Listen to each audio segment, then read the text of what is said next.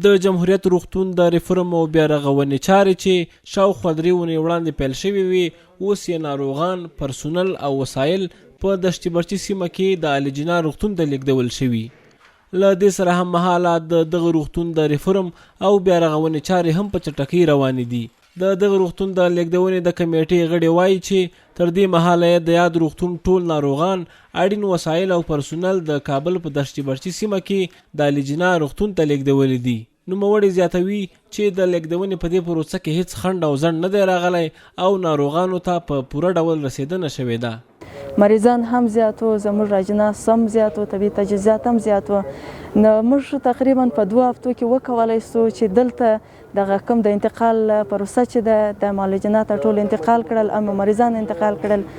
ځکه موږ دا کار سریع مخته یوړی چې موږ د مریضانو د په درملنه کې هیڅ ځنډ رانه یو بخت چې موږ به انتقالوي دلته د نن ورځ سبب هم هلته هغه فعالیت شروع کوي. په ورته مهال دغه روغتون ته یو شمېر مراجعه کوونکي هم خوښ دي چې یاد روغتون په عصري بڼه رغول کیږي.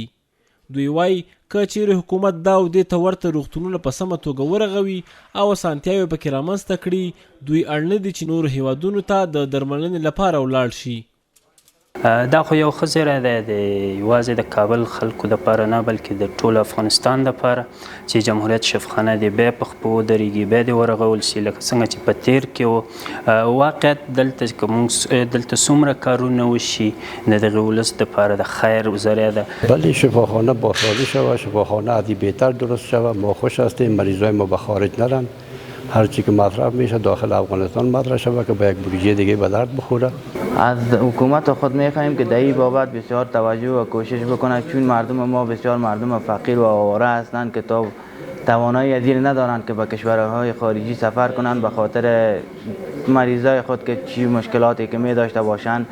د یادونې ده چې د یاد روغتون د بیا رغونې او ریفورم د پرانیستې په مراسمو کې د عامې روغتیا وزارت سرپرست ویلي و چې د دغه روغتون د بیا رغونې او عصري کېدو چارې د ملي پراختیا شرکت ته ورکړل شوي.